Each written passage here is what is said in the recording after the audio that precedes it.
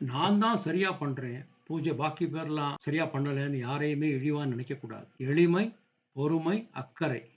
இது மட்டுமே உண்மையான பக்திக்கு அவசியம். இத பத்தி மகாபாரதத்துல ஒரு கதை.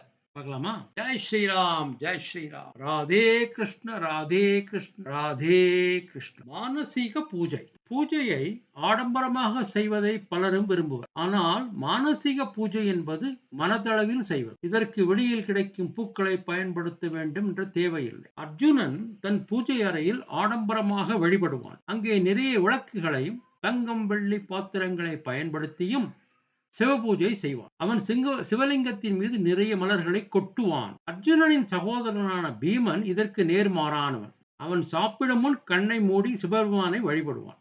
அவ்வளவுதான்.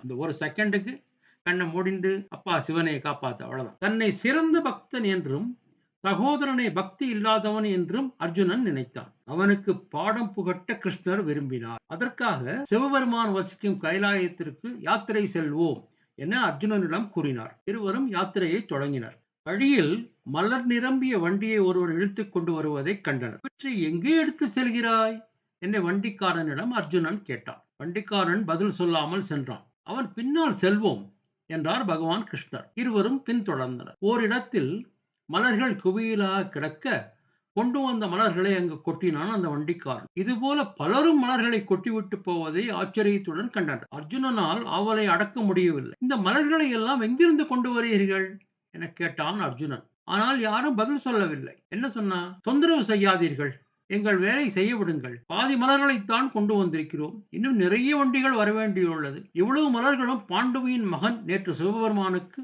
சமர்ப்பித்தவை. இன்றைய வழிபாட்டுக்கு இன்னும் 4 மணி நேரம் தான் இருக்கிறது. அதற்குள் மலர்களை அப்புறப்படுத்தியாக வேண்டும் என்று கூறினார். அர்ஜுனனை பற்றித்தானே சொல்கிறீர்கள்?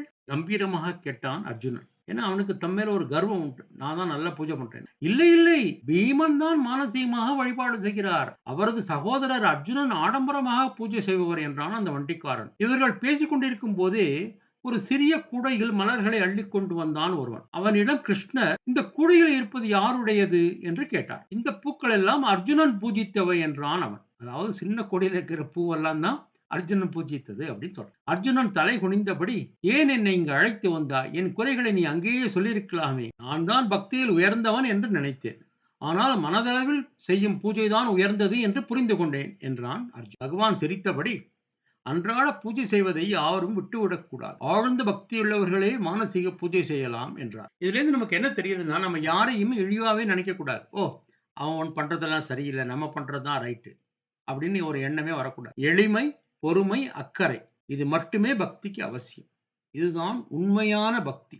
True devotion, genuine devotion. நம்ம உண்மையான பக்தியோட பகவானை நம்பி பகவானை பிரார்த்திப்போம். நீ பகவான் உண்மையா இருந்தா எனக்கு இதை பண்ணுன்னு சொல்ல வேண்டாம்.